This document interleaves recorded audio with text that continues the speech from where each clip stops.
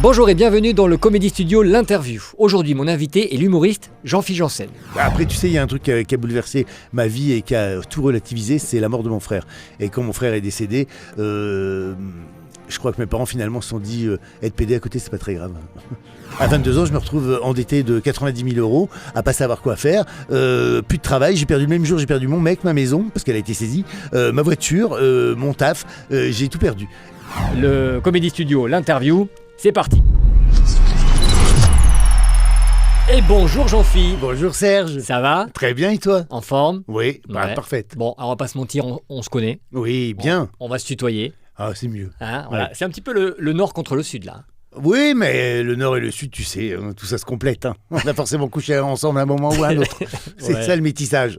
Alors, dis-moi, en ce moment, t'es en tournée avec ton spectacle Tombé du ciel. Ouais.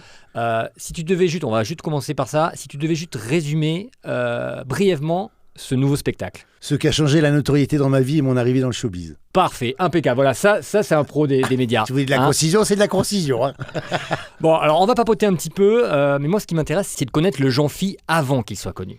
Déjà, est-ce que c'est ton vrai nom et prénom? À chaque fois, je pose la question. Alors, Jean- mon vrai prénom, c'est Jean-Philippe, Bien sûr. mais que je déteste. Je déteste Jean-Philippe. T'as toujours détesté? Oui, je me suis toujours fait appeler Jean-Phi, parce que déjà c'est un surnom qui est facilement identifiable, mais parce que je m'appelle Jean-Philippe à cause de Johnny Hallyday, et quand j'étais gamin, je trouvais que ça ne mettait pas en valeur de m'appeler Jean-Philippe à cause de Johnny Hallyday. C'est tes parents?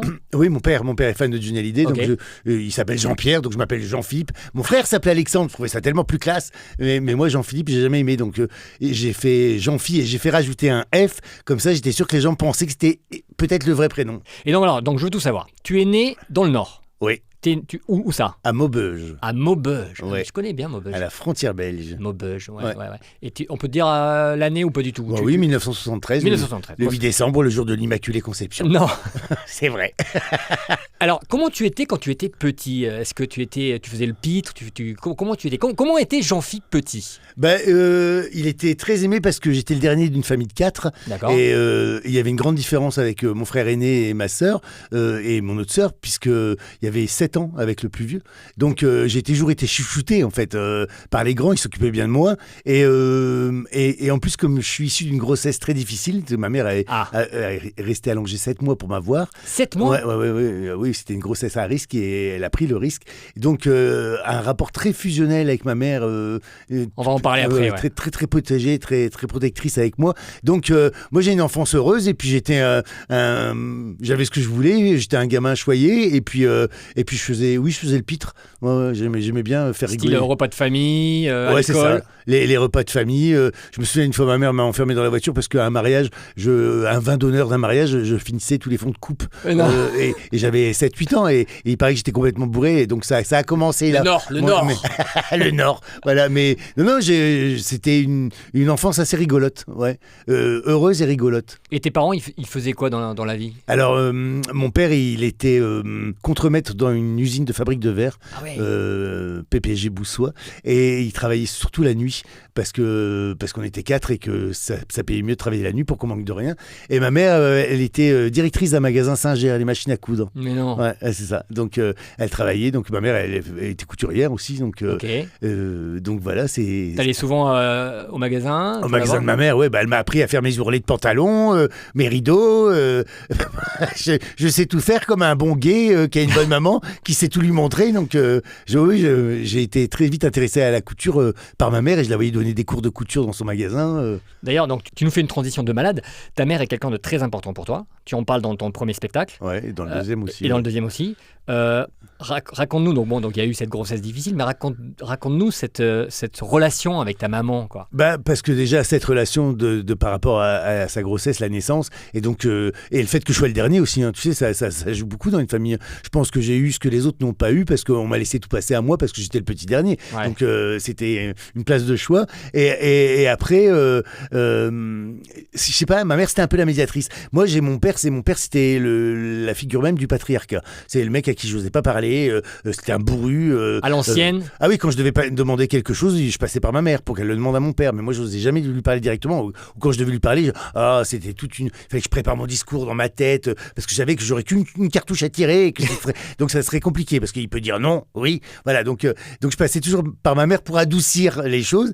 Mais et ça a été pareil pour mon homosexualité. Ma mère, une mère, elle sait. Voilà, elle sait. Il n'y a pas besoin de lui dire. Et elle le savait bien avant que je lui annonce. Elle s'en doutait. Donc un jour, elle m'a demandé la confirmation de ce qu'elle savait. Mais quand je lui ai dit, elle m'a dit, mon Dieu, parce qu'on parle d'une autre époque, c'était il y a 30 ans, elle me dit, ton père est pas prêt à entendre ça, ton père est pas prêt, laisse-moi faire, je vais faire le tampon. Elle m'a dit. C'est ça, je me rappelle dans le spectacle. Je vais faire le tampon. N'en parle pas.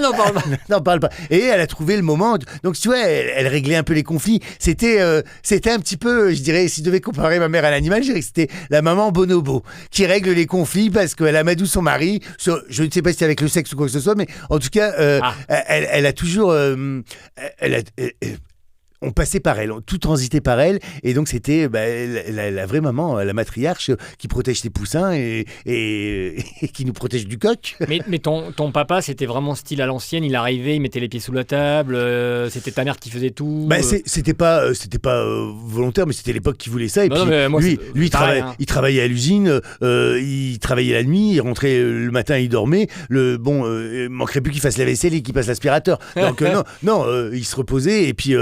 Mais ma mère était une maîtresse de maison. Enfin, elle faisait tout. Elle s'occupait de ses enfants. Enfin, oui, elle a dû se faire aider une fois. Je crois que dans ma vie d'enfance, j'ai dû connaître une ou deux femmes de ménage, mais c'était ponctuel parce qu'à un moment, ma mère s'est arrêtée de travailler parce que mes grands-parents ont fini leur vie chez nous parce qu'il n'y avait pas d'EHPAD et tout ça à l'époque. On n'en parlait pas comme aujourd'hui. Et donc, ma mère s'est arrêtée de travailler pour s'occuper de ses parents. Et donc, non, mon père, c'était celui qui ramenait l'argent à la maison, qui travaillait à l'usine. Et il avait une vie harassante quand même. Ouais. Et alors attends, moi je me rappelle dans ton premier spectacle, la séquence, la scène quand ta mère rentre dans l'avion.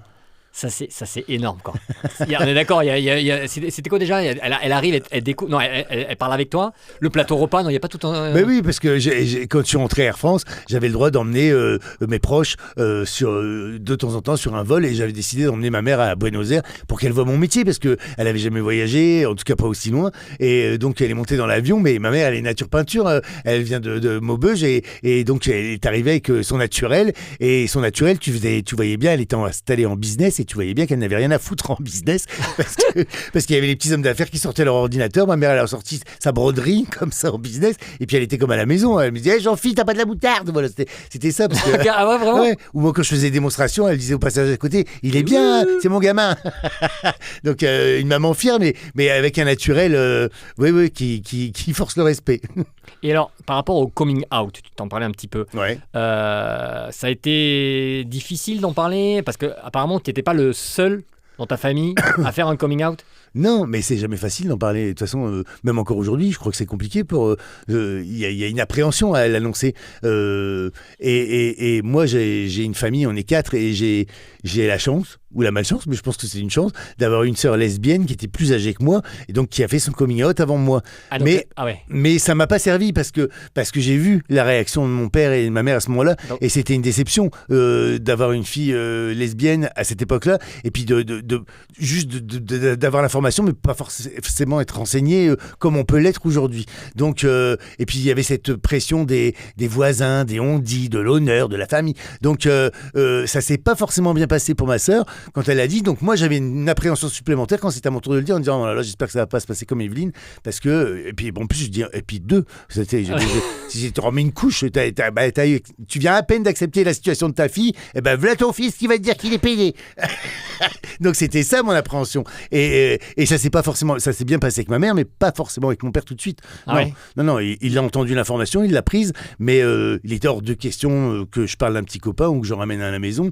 Et puis ça a été compliqué. Le rapport était déjà très compliqué avec mon père, mais ça nous a un peu éloignés, un peu plus. Pendant longtemps. Bah moi je suis parti vivre à Montpellier quand j'ai fait mon coming out, mais ça c'était un choix de ma part. Ok. C'est pour vivre ma vie de gay tranquille et parce que j'ai un peu fui le Nord parce qu'à cette époque-là je te dis c'était pas à la mode Ouais. d'être gay. Surtout dans les C'est- petites villes et tout, de province. Ouais, en ruralité, c'est voilà. Et donc pour pas indisposer mes parents et moi-même et puis vivre ma vie librement, je suis parti vivre à 1000 km à Montpellier. D'accord. Donc, mais j'ai pas vu mes parents pendant 3-4 ans parce que c'était compliqué avec Ah mon oui. père. Pas qu'ils me rejetaient, mais bon, tu sentais qu'on partageait plus grand chose. Et ma mère m'appelait un peu en cachette. C'est un petit peu ça. Et puis en vieillissant, les parents s'adoucissent tant qu'on est heureux, tout va bien. Maintenant, ça va mieux. Ah bah oui, ça va totalement mieux. Là, je les ramène, mes petits copains à la maison, tu vois. Donc, non, c'est tant qu'on est heureux, tout va bien. Après, tu sais, il y a un truc qui a bouleversé ma vie et qui a tout relativisé, c'est la mort de mon frère. Et quand mon frère est décédé, je crois que mes parents finalement se sont dit, être pédé à côté, c'est pas très grave. Ah, Voilà. c'est Donc, c'est dur, mais Je dis pas que ça a servi à ça, mais un dommage collatéral de ça, ça a été que l'acceptation en disant si nos enfants sont heureux, c'est le principal parce qu'on en a perdu un. Ouais. On se dit aujourd'hui que c'est encore simple, mais c'est pas simple partout. Selon les milieux sociaux, selon l'endroit où tu vis, c'est pas forcément simple à annoncer. Je pense qu'il faut. En fait, moi j'ai remarqué que je parle pour moi, hein, mais mon coming out, je n'ai pas eu de nécessité de le faire tant que j'avais pas rencontré quelqu'un. Tant que je n'ai pas rencontré quelqu'un, j'avais pas envie de tout mettre en branle, de mettre en danger pour rien. ouais. Mais le jour où tu rencontres quelqu'un, où tu es forcément amoureux, où tu es animé par des sentiments, là, tu as envie de le dire à tout le monde et surtout aux gens que tu aimes. Et donc, à ce moment-là, tu trouves la force et le courage de faire ton coming out. Quand tu as quelque chose pour quelqu'un, ça veut dire que tu es vraiment amoureux et que tu as envie de... Ouais, c'est à ce moment-là. Il y a un moment où on le sent plus qu'un autre. Il faut pas se forcer à le faire parce qu'il faut le dire. Non, tant que ça ne pose pas que ça n'a pas d'incidence dans ta vie, à part celle de ne pas pouvoir le dire, mais que ça ne te pose pas de problème. Mais le jour où tu vas rencontrer quelqu'un, forcément, tu vas être animé par des sentiments qui vont pousser à le dire. T'as envie de le crier à tout le monde que t'es amoureux. Alors justement, là, les gens se questionnent chez eux. Niveau amour, on est comment en ce moment, Jean-Phi? Ah ouais, non mais Alors, ça c'est ma, est-ce que ta vie c'est ma petite vie, personnelle c'est mon petit jardin secret. Non, mais, les gens peuvent écrire, peuvent dire ok, il m'intéresse. Non. Écoute, je pense que je suis devenu très compliqué en vieillissant Ouais. parce que et j'en parle dans mon spectacle justement où j'ai un sketch où je dis que à 50 ans que plus tu as été habitué à vivre seul, plus tu deviens exigeant avec les critères de celui qui pourrait rentrer dans ta vie. C'est-à-dire que tu veux ça, mais toi t'es là. Hein. Par exemple, je dis dans mon spectacle, je sais très bien que je ne suis plus Lady Di. Aujourd'hui, je suis Camilla Parker Bowles. Mais pourtant, je veux le prince Harry, je veux pas le Ouais. roi Charles. Ah bah oui. Donc c'est bizarre. Non, j'ai toujours eu des longues relations parce que moi je suis dans la construction quand même. J'ai le modèle de mes parents, ça fait 60 ans qu'ils sont ensemble. Donc j'ai envie de construire et donc j'ai eu de longues relations de 7 ans, 5 ans, 5 ans, 3 ans. Maintenant c'est 3 minutes. Mais parce que et la notoriété ça a un peu changé la donne. Ouais. On aurait pu penser que ça me la faciliterait la vie, mais de ce côté-là ça me l'a compliqué. Ah ouais. Mais Voilà. t'as une chatte. Enfin, t'as une chatte. T'as Ouais. un chat. Oui. Ah. J'ai une grosse chatte qui s'appelle Duchesse, qui est la chatte de mon ex d'ailleurs. Hein. Ah oui. Mon ex, il est parti, il a emmené tous les meubles sauf la chatte. Du coup, j'ai gardé la chatte, hein. On a été abandonnés par le même homme. Ah ouais. Mais voilà, j'ai ce chat, parce que un animal, c'est un amour inconditionnel. Et puis c'est une vraie présence. Ah bah moi j'adore tu- les chats. Moi mon Ouais. chat il s'appelle Néo, big up Néo. Mais- Et c'est marrant parce que quand on tape sur Google Jean-Philippe Janssen, ce qui revient le plus c'est Jean-Philippe Janssen et son mari. Jean-Philippe Janssen vie privée. Et alors en troisième, il y a marqué Jean-Philippe Janssen âge et Jean-Philippe Janssen malade. Je sais pas pourquoi. T'as eu une grippe à un moment donné. Non. Voilà, c'est les 4 trucs qui reviennent en premier. Ah bon Tu savais? Non, je savais Donc pas. les gens ils sont quand même chauds pour savoir si t'es en couple ou pas.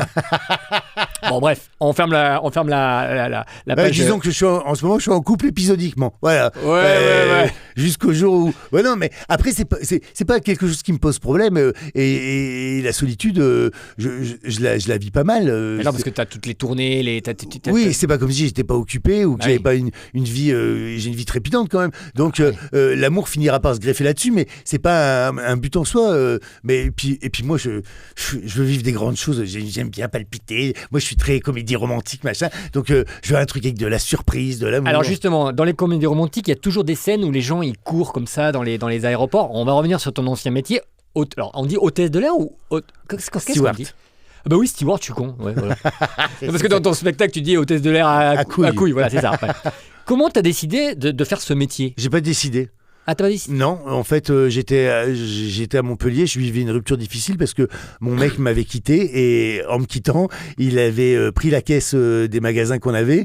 En fait, moi, j'ai toujours été endetté, j'ai toujours eu des problèmes d'argent, en général à cause de mes amours. Okay. Et donc, j'étais descendu à Montpellier après mon coming out parce que j'avais rencontré quelqu'un. Ce quelqu'un avait 10 ans de plus que moi. Il a voulu qu'on ouvre des boutiques de fringues. Enfin, il a ouvert des boutiques de fringues à mon nom. Et au bout de 3 ans, il a disparu avec la caisse. Et je me suis retrouvé à la tête d'une dette de 90 000 €. J'avais 22 ans.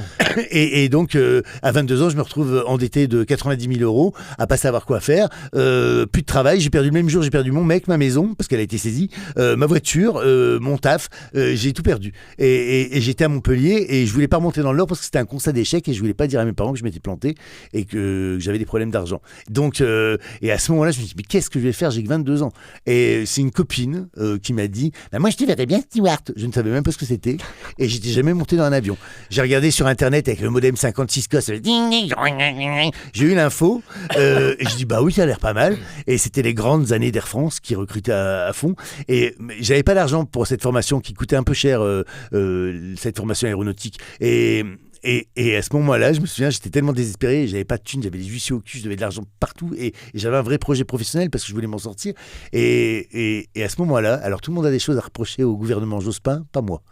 Moi, j'ai écrit à Jospin à cette époque-là en disant voilà, il m'arrive ça, je suis une victime, je me suis fait avoir parce qu'il y avait un abus de confiance et puis donc j'avais toutes les décisions de justice qui me faisaient foi et qui montraient que je m'étais fait arnaquer par mon amour peut-être, mais en tout cas arnaquer et que j'avais plus rien, mais que j'avais un vrai projet professionnel. Je dis voilà, je veux juste m'en sortir, aidez-moi. Et c'est le gouvernement Jospin qui a répercuté à la région Hérault et c'est la région plus ma meilleure amie qui m'ont payé la formation qui m'a permis d'être steward pendant 20 ans. C'est dingue. Ouais. L'Hérault, voilà, moi je suis de l'Hérault, voilà, tu vois.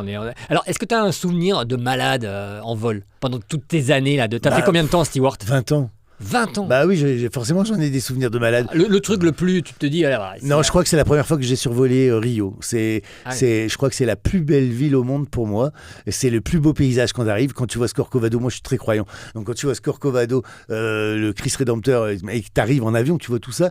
Je crois que c'est ça. C'est surtout des paysages. Après des anecdotes dans les avions. Et alors, c'est vrai que ça dans tous les sens. Steward, hôtesse de l'air... Bah, c'est des métiers.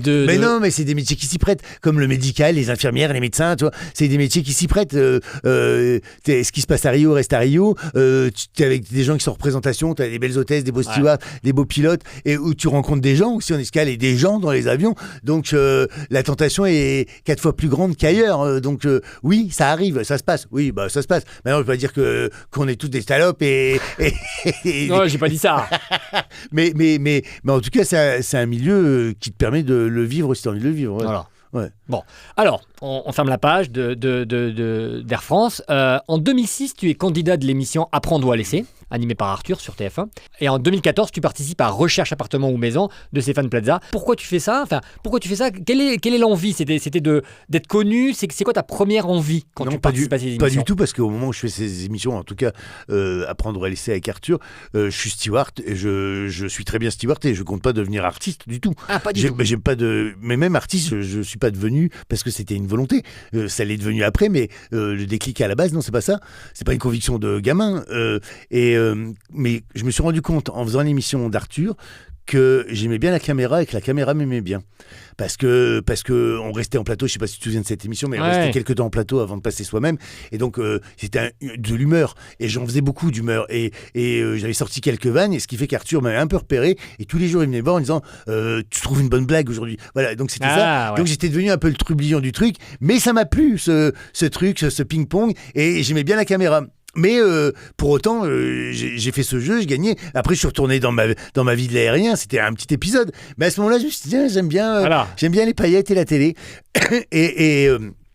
Et puis surtout j'avais besoin d'argent parce qu'au moment où je fais ce jeu, j'ai toujours mes 90 000 € de dettes que je suis en train de payer. J'ai 30% de saisie arrêt sur mon salaire tous les mois depuis 10 ans et je fais ce jeu en me disant de toute façon si je gagne rien, je suis venu sans rien, mais si je gagne quelque chose, même 20 €, ça sera bonus. Voilà, et j'ai gagné 150 000.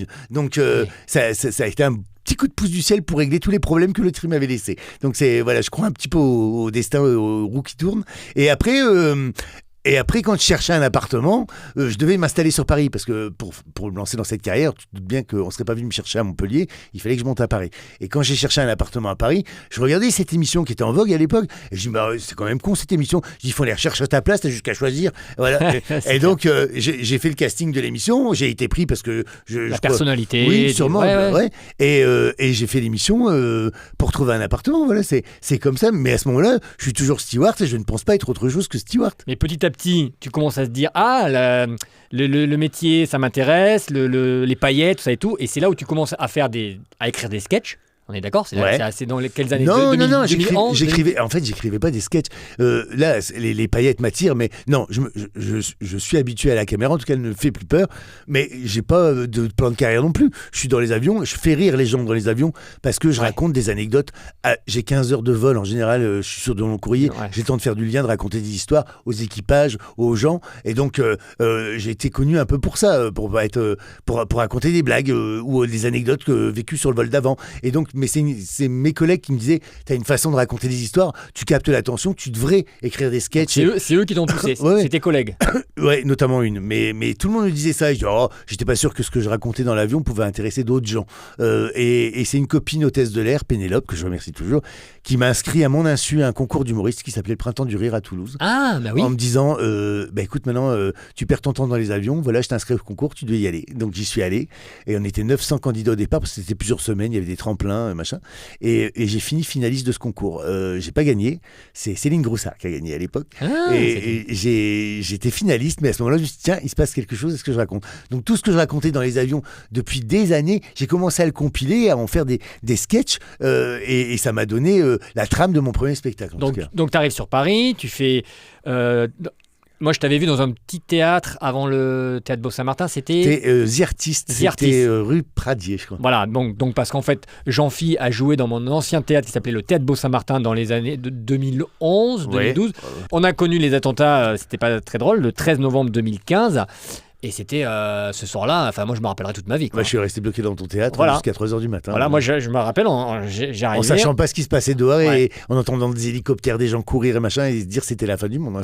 On a fermé la grille, il y avait des gens qui ont accepté de sortir, donc c'était à Paris, à côté de République, et puis le 3/4 des gens. Sans rester avec nous dans la salle, on était enfermés dans la salle, franchement, et on n'en menait pas large. Non, mais j'ai un mauvais souvenir aussi de ça parce que je me souviens, il y avait une petite cour. Voilà, on était tous dans la petite cour, mais tous les gens de l'immeuble s'étaient tous barricadés et personne n'a ouvert pour nous donner un verre d'eau. Je me suis dit, et ça m'a marqué. Je me suis dit, alors qu'on demandait, et puis tout le monde écoutait les informations, essayait de savoir ce qui se passait. Et je me souviens qu'on est restés comme des merdes dans les escaliers. Comme on était pris au piège, quoi. J'ai vécu aucune solidarité ce jour-là. C'est vrai. Voilà, c'est une belle anecdote là. Et d'ailleurs, au début, c'était quand tu jouais au théâtre, des fois il y avait du monde, des fois il n'y avait pas de monde. Moi j'ai connu ça parce que j'ai fait aussi des pièces et tout. C'est dur quoi au début. Comment t'as tenu le coup quoi? Après comment c'est qui? C'est grâce à Ruquier? C'est quoi le côté hop après tu vas non, Ruquier ça arrive en dernier. Hein. Donc c'était quoi avant? C'est quoi l'ordre? Ma construction c'est de gagner d'être finaliste de ce concours de Printemps du Rire. Ouais. Un des lots de mon lot à moi c'était qu'on me payait mon premier festival d'Avignon. Mais oui. Donc je fais mon premier festival d'Avignon, mais alors pas dans un théâtre, dans une arrière-salle de discothèque qui servait de théâtre le jour. Il y a personne qui vient. Je me souviens, c'est l'année où il pleuvait tout le temps à Avignon et il y avait la grève des intermittents, donc il y avait personne dans les salles. Mes affiches, je les collais le matin, elles étaient par terre le soir tellement il pleuvait.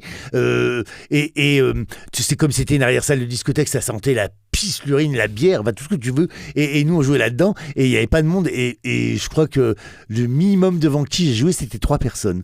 Mais j'ai joué. Ah oui. Mais pour autant, j'en garde un bon souvenir parce que tu parles avec les gens, il y a un bon rapport. Les gens sont assez conviviaux à Avignon, tu vois. On est tous dans le même bateau, on est tous la galère, on est tous en train de tracter, tous abolis. Il n'y a personne qui est au-dessus de l'autre, tu vois. Donc, je me suis fait des super amitiés. Souvent, c'est les amitiés de galère qui comptent le plus. C'est là où les gens restent. Et donc, mais j'ai des doutes quand même en me disant, t'es sûr que tu veux faire ça? Mais à ce moment-là, attention, j'ai un Avignon parce que je suis en congé, mais je travaille toujours à Air France. Oui, parce que t'as pris une année sabbatique. Bien plus tard. Ouais. J'ai pris mon année sabbatique en 2015. Ouais. 2015-2016. J'avais pris 2 ans. Mais je commence en 2013. Donc ça fait quand même 2 ans. Et là, je galère un peu. Et en plus, je sors de mes avions, je vais jouer au Beau-Saint-Martin. Je finis au Beau-Saint-Martin, je repars à Singapour. Je reviens de Singapour, je vais jouer au Beau-Saint-Martin. Donc j'ai fait ça pendant 1 an et demi jusqu'à mon petit burn-out. Parce qu'à un moment, mon corps n'a plus tenu et je me suis un peu effondré. Et c'est à ce moment-là que je me suis dit, Jean-Philippe, il faut que tu fasses un choix. Mais si tu veux que cette carrière se développe, il faut y consacrer du temps. Et si tu as le cul entre 2 chaises tout le temps et entre 2 vols, tu n'y arriveras pas. Et sans compter que tu ne seras pas efficace. Donc, j'ai la chance d'être dans une grosse boîte qui me proposait de prendre un congé sabbatique de 2 ans. Donc, je l'ai pris. Mais congé sabbatique, ça veut dire sans solde. Et sans solde, c'est sans solde. Il s'agissait d'en vivre. Et au moment où j'ai commencé dans ton théâtre, je ne pouvais pas prétendre en vivre parce que ça correspond à peu près pile au moment des attentats. Donc, les salles se sont vidées après. Ouais. Il y a une psychose à Paris et en province. Personne ne sortait. Donc, c'était compliqué. J'avais des doutes. J'ai pas payé mon loyer pendant 1 an. Mon réveil matin, c'était la banque. Ça a été et j'avais plus une thune. Mais ça me posait pas de problème parce que j'en ai jamais eu. De toute façon, j'ai toujours eu des problèmes de fric. Donc là, je me dis un peu plus, un peu moins. Et ça me mettait personne dans la merde à part moi. Donc voilà. Bon, après, j'ai regretté de pas pouvoir payer mon loyer, mais à ce moment-là, j'avais pas le choix. Je pouvais pas payer mon loyer. J'avais mon propriétaire qui était tous les matins devant la porte. J'ai loué mon appartement à un steward d'Air France, pas un artiste en carton. Ouais, et je pouvais rien faire. Mais t'avais la niaque. Ouais. T'y croyais. En fait, pour faire ce métier, il faut avoir faim. Voilà, j'en suis sûr. Pour faire ce métier, il faut avoir faim, ça prouve ta détermination. Et puis je bossais. Voilà, je bossais et je me suis dit, un jour, ça va payer parce que je voyais bien que j'arrivais à capter l'attention. Je voyais bien que mon texte faisait rire les gens. Je dis, il faut juste trouver le moyen de te faire connaître. Donc, j'ai fait Avignon. Avignon, en général, j'ai eu toute ma tournée pour l'année. Les programmateurs des cafés-théâtres et machin. Donc, je partais partout. Partout, on a voulu de moi. Les foires au boudin, les entreprises, les cafés-théâtres, je suis allé. Voilà, je voulais me faire connaître. Donc, t'as pris un metteur en scène, t'as bossé avec une prod artistique. C'est le mari d'une copine hôtesse qui était de metteur en scène dans le milieu de la danse, mais qui a décidé de me prendre un petit peu sous son aile, Régis Truchy, oui. et de montrer un peu la voix et de m'aider à occuper l'espace. Il ne s'agissait pas d'avoir le texte, il s'agissait de faire un spectacle où on perd pas les gens, et il m'a bien aidé et il a été là. J'ai eu des gens sur ma route qui ont cru plus Aurélie, en moi que moi. Avec toi. Aurélie, je l'ai rencontrée après. Aurélie, je l'ai rencontrée au 2e festival d'Avignon et elle a décidé de m'aider à ce moment-là. Mais j'ai quand même eu sur ma route des gens qui, à un moment, y ont cru et m'ont dit, alors il y a du travail, mais ils voyaient où tout ça pouvait se projeter. Même moi, quand j'avais des doutes. Et donc, j'ai trouvé des gens qui m'ont un peu aidé, qui m'ont ouvert leur réseau, qui m'ont amené du monde. Mais j'ai vivoté. C'est vrai que ça a été un peu compliqué. Je pouvais pas prétendre en vivre. J'avais pas beaucoup de sous, je devais beaucoup d'argent encore. Mais avec ce filet de sécurité en disant si ça marche pas, dans 2 ans tu rentres dans les avions. Ouais, voilà. Donc ça c'est pas mal. Dans 2 ans tu retrouves ton... Parce que 20 ans Air France c'est un salaire confortable et beaucoup d'avantages. Donc je savais que je retrouverais ça si jamais je ne pouvais pas prétendre en vivre.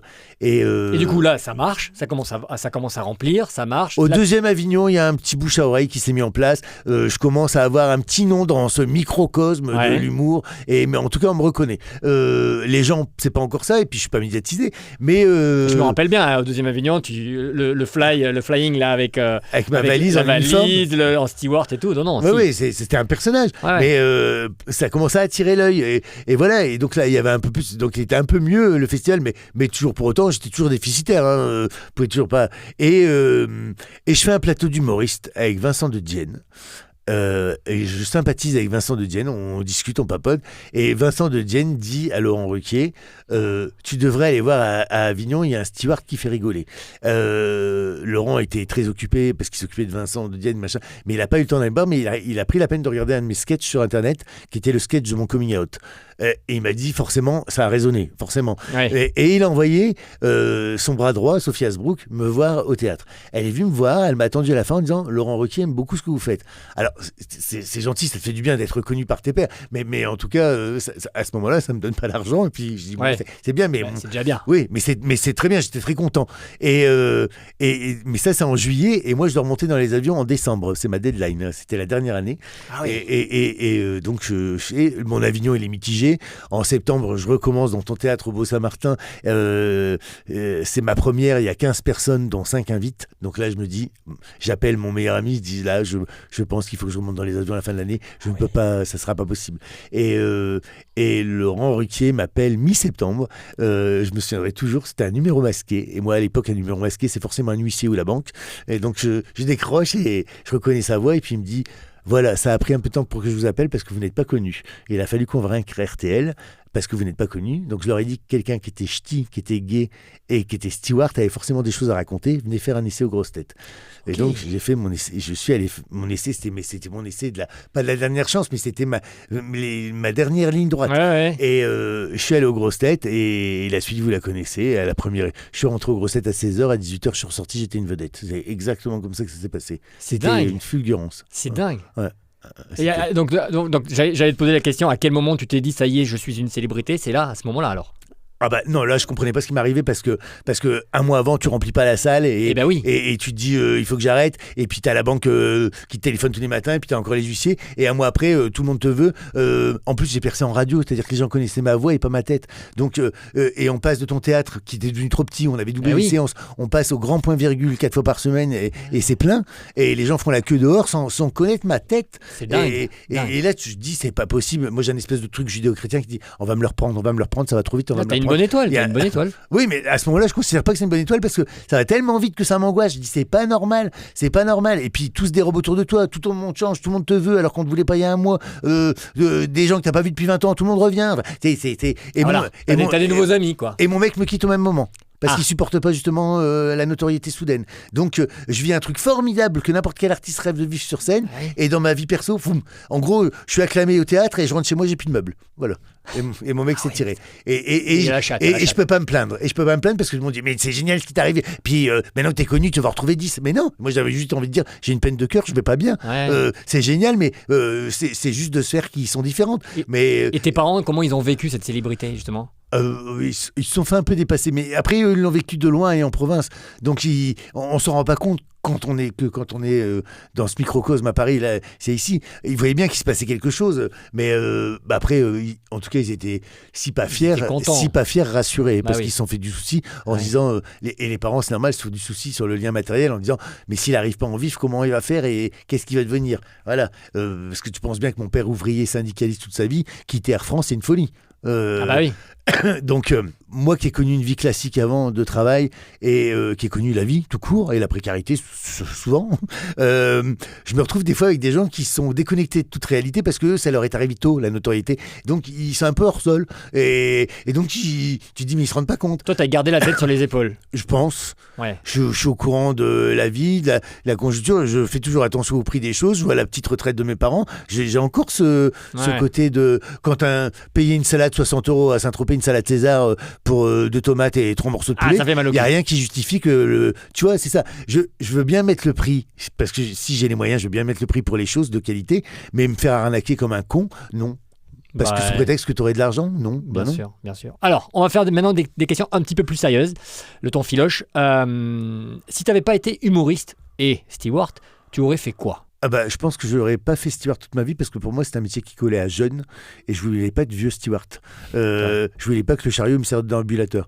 Donc je pense que j'aurais ouvert un restaurant. J'avais un projet dans ma tête, c'était d'ouvrir un bar à soupe. Je sais pas pourquoi. Pas mal. Je voulais prendre plein de vieilles grand-mères, des vraies mamies qui ont leur recette de grand-mère de soupe et on aurait fait un bar à soupe pendant 6 mois de l'année à la montagne. Ça cartonnerait ça. Oui, c'est tu peux encore le faire. Je peux encore le faire. Allez, là c'est parti, ça part en prod. Autre question, quel conseil tu pourrais donner à un jeune qui voudrait se lancer dans le métier? Alors, de pas croire qu'il va commencer à l'Olympia. Voilà, parce que tous les conseils qu'on m'a demandé, c'est ils veulent pas, il faut en vouloir et il faut aller dans les petites scènes, c'est là que ça commence et c'est très formateur. Et il faut pas avoir peur de se prendre des bides parce que les bides c'est formateur. C'est comme ça que tu rebondis. Voilà, il faut se frotter à un public. Exact. De quoi tu ne parles jamais en public? De quoi je parle jamais en public? Si j'en parle jamais en public, je risque pas d'en parler ici non plus. Je tente. Sûrement de mes maladies sexuellement transmissibles. Ma syphilis, j'en parle jamais. Ok. Est-ce que tu penses qu'on peut rire de tout? Oui, ça dépend avec qui. Et ça dépend l'intention, la façon avec laquelle tu le dis. Je m'aperçois que quand je fais les impros dans le spectacle, je peux dire à peu près n'importe quoi aux gens sans qu'ils le prennent mal, parce qu'ils sentent bien qu'il n'y a c'est animé par aucune mauvaise intention derrière. Ouais. C'est l'intention qui change tout. Ouais, t'as raison. Après, je pense que avec ce monde qui change, le monde perd son second degré aussi. Hein. Ah bah, Donc, non, mais on peut plus rien dire. oui, mais ça c'est compliqué. Mais du coup, je me suis aperçu que dans la tonalité des choses que tu dis et avec l'intention avec laquelle tu dis, tu peux encore tout dire. Ok. Autre question. Si tu devais jouer ton spectacle pour une seule personne, tu jouerais devant qui? Ah, j'ai eu la chance de jouer devant beaucoup de monde pour qui je rêvais de le jouer devant.